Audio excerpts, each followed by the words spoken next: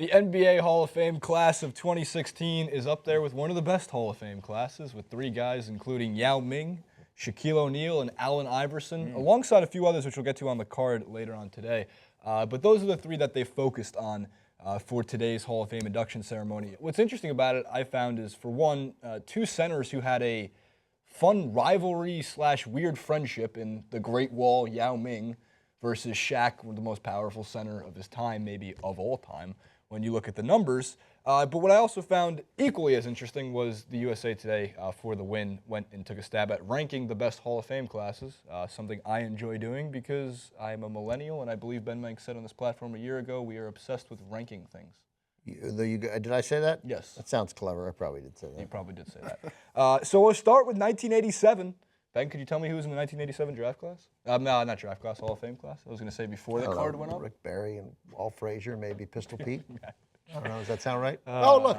Nailed it. Nailed it. Yes, so 1987 is what they ranked as I tell you, I do not think of Walt Frazier and Pete Maravich going in the Hall of Fame at the same time. Well, so Frazier to me is from another era. Right. Well, better question. Have either of you been to the Springfield, Massachusetts, in the NBA Hall of Fame? Nobody's been to Springfield, Massachusetts. I have. Yeah, but you know what's random? It's weird you bring this up because I follow Chris Paul on Instagram, and there's these now IG stories. And he is at the Hall of Fame as he was taking video, and he said, I've never been here before. So, I mean, even guys like that. No, Chris Paul, so until they get inducted, they don't go there. I would love to go. It's great, and I love Halls of Fame. Jerry Reinsdorf is getting inducted this weekend owner, too. I think Tom Izzo. Yeah, so like a lot of, and he's a baseball owner, so some baseball owners are going too, and you know, that's good. It's exciting, and it's a great thing in Springfield. And I'm making fun of Springfield, but it's a nice city. Well, it's not that nice. It's the Hall of Fame's nice though. I can Western Massachusetts is an interesting place. That's true. What I can say is that, at least with the NBA Hall of Fame, opposed to the whatever small circle of baseball writers who are all roughly 88 years old and vote in 1.5 players per year to the MLB Hall of Fame with their strict set of rules, the Basketball Hall of Fame very much seems like if you deserve to get into the Hall of Fame, you get into the Hall of Fame. Sorry, guys.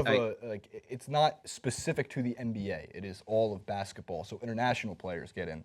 That have played only internationally. Yeah, I like the baseball way of doing it. I mean, I don't like the baseball's current system because I don't think that the writers who are voting now, many of the writers who are voting now, have enough sense of how to really analyze statistics. There's statistics. I can't believe I just janked it up there. Statistics. They're not. They are old school in a way that is detrimental to analyzing the skill set of many modern players. But that said, I think it should be very hard to get in. I don't think when it comes to the NBA Hall of Fame, guys like Walt Frazier should be in the Hall of Fame. Guys like a woman like Cheryl Swoops should be in the Hall of Fame. I mean, no one would argue that Walt Frazier shouldn't be in the Hall of Fame. You know, of course Walt Frazier should be in the Hall of Fame. Walt Frazier, you know.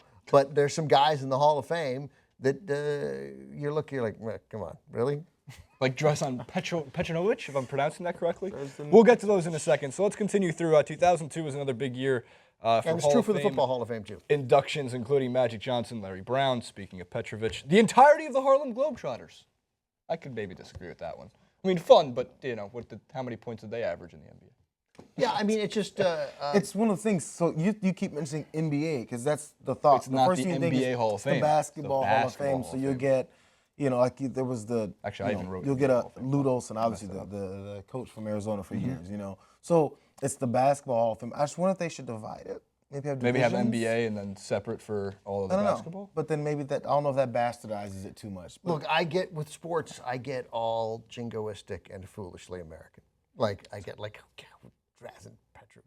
You know, he played in the NBA. Hey, what's he doing? Great shooter. I know what's he doing in our Hall of Fame, and I get chauvinistic too.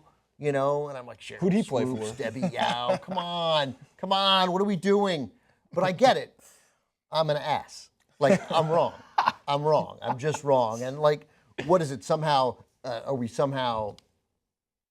Are we lesser because that Hall of Fame is the Basketball Hall of Fame? No. And the fact that Lute Olson and Larry Brown get in, like, of course Larry Brown may be the greatest coach of our lifetime, right? And Lute Olson, I hated him as a UCLA fan. But that guy could coach. He coached at Iowa, he was great at Arizona. How many NBA products did he create, you know? Right. Yeah.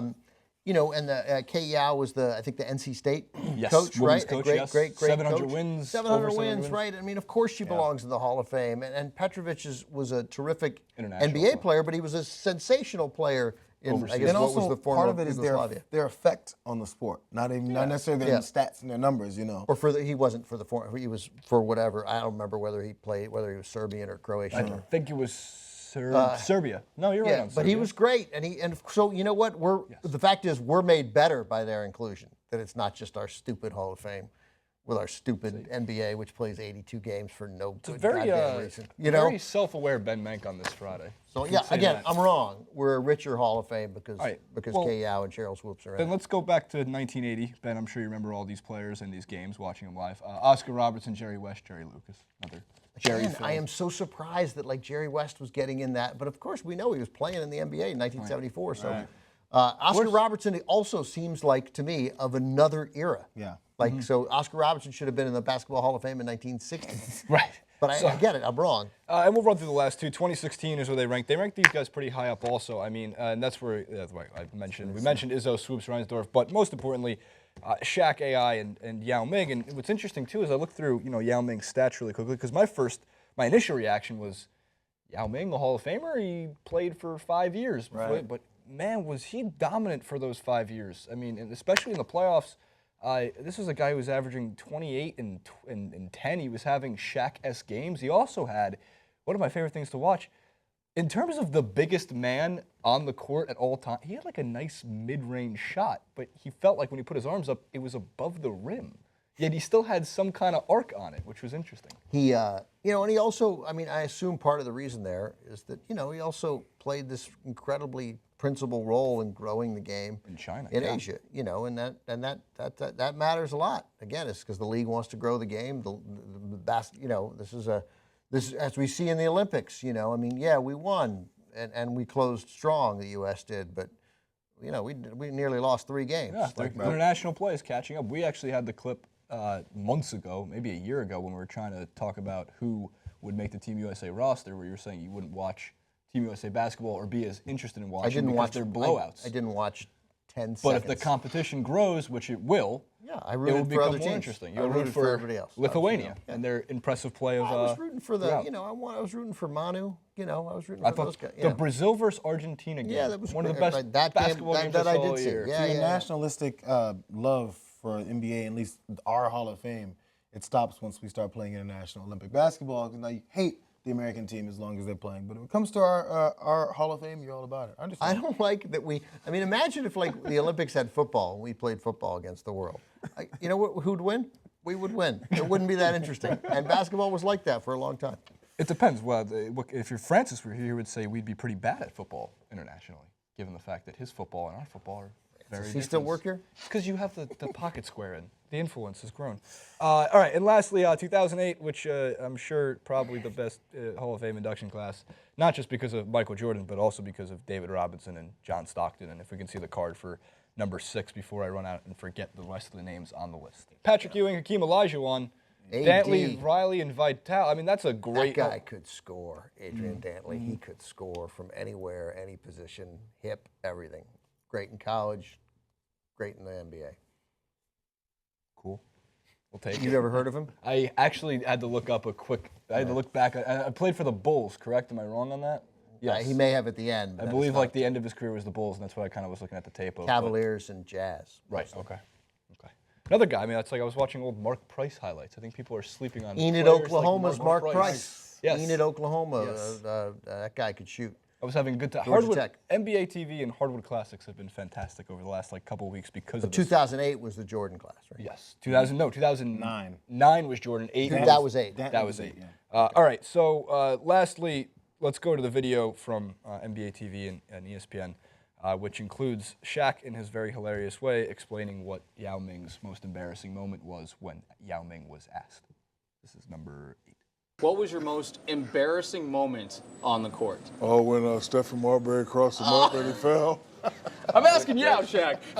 I think that is, when you say that picture is the only picture I crossed through it. Yeah.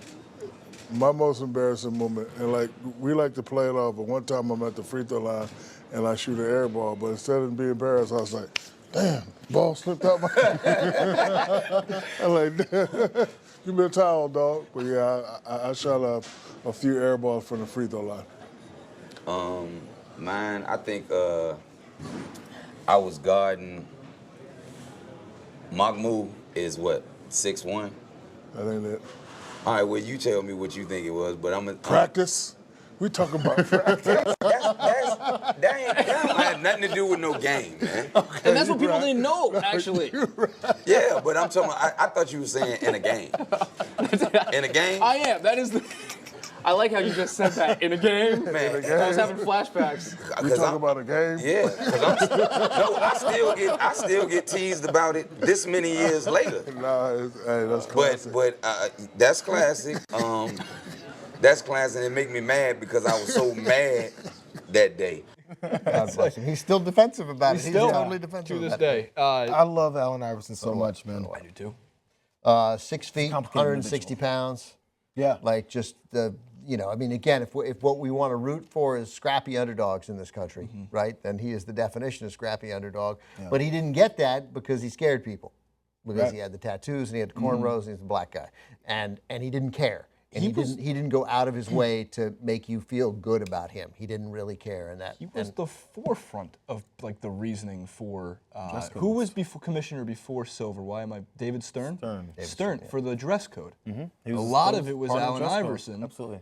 And his extreme rise to fame, and not that his influence over other players in the league. It's just they looked at him as this rising superstar, and they said, "Oh, we need a dress code now." Yep. Because there was even baggier shorts than all time and all of that.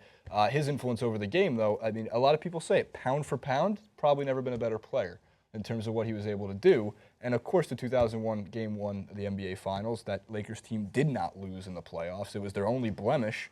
AI had 48 points against a team that was unstoppable, for Shaq to come back in Game 2 to finish with, I think, 30, 20, 8, and 8. 26.8, 28.4, 31.1, 31.4, 27.6, 26.4, 30.7, 33, 26.3, 31.2. 33 was the MVP year?